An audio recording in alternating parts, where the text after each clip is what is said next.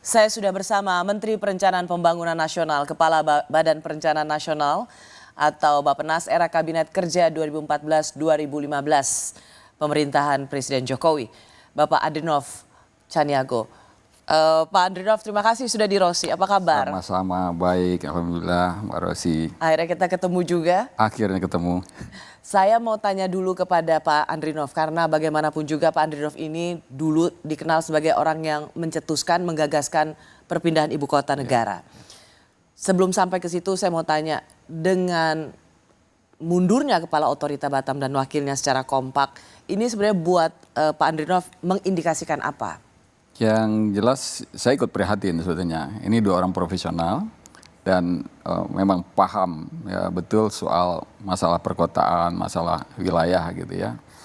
Ya kalau keduanya mundur hampir bersamaan ya tentu ya menjadi tanda tanya. Buat saya juga menjadi tanda tanya. Ada indikasi sesuatu pasti? Ya tentu ya kita bisa menduga-duga ya. Tentu ada sesuatu padahal ada target jangka pendek ya, ini akan bikin upacara di IKN, upacara 17-an dan ingin mencanangkan secara resmi ibu kota pindah ya. Lalu dua pimpinan, pasangan pimpinan ini mundur gitu. Ini tentu mengindikasikan ada masalah cukup serius ya. Untuk melepas kesabaran bagi orang yang sangat intelek ini tentu ada sesuatu ya yang membuat dia akhirnya berhenti menahan diri untuk sabar gitu. Karena banyak para akademisi berbicara mengenai sosok atau profil kepala otoriter yang baru saja mundur, Pak Bambang, itu sebagai seorang teknokrat. Ya. Ia juga menguasai disiplin ilmu tentang perkotaan. Betul. Jadi ketika ia menyerah kalah atau mundur, maka tentu ada sesuatu yang terjadi. Apakah itu karena tidak bisa menyelesaikan target atau memang target itu yang dianggap eksesif atau berlebihan? Kemungkinan targetnya terlalu berlebihan dari kapasitas yang tersedia untuk mengerjakannya.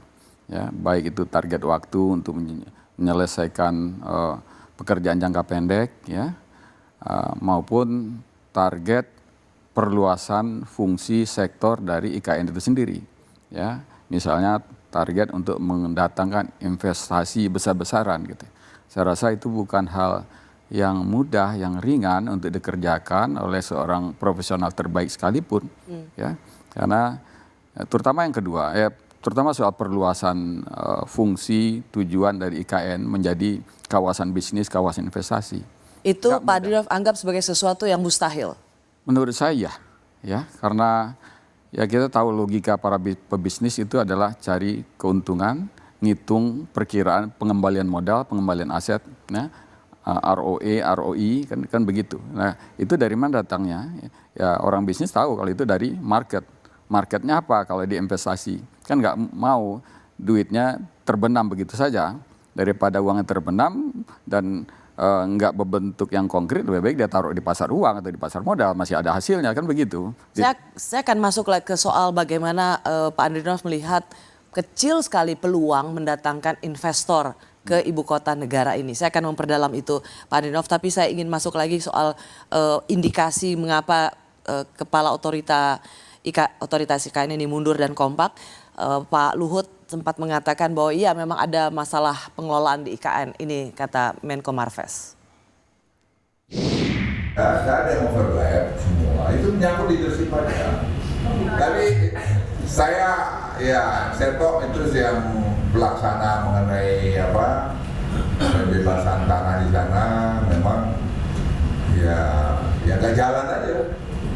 Tanggung jawab siapa? Ya tanggung jawab ketua IKN lah. Ya, kalau masalah itu di mana sih? Udah nggak ada masalah, makan kan udah kita ada masalah. Ya kan makan karena sendoknya nggak pas kan masalah. Tapi makanan sudah ada ya lu makan, lu campur dong yang benar. Ya itulah tugas kau sebagai pemimpin.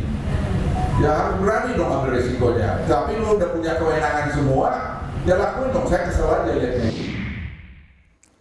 Saya kesel kata Pak Menko Marves karena udah diberikan kewenangan tapi tidak mengeksersis itu, tidak melakukan apa yang harus dilakukan.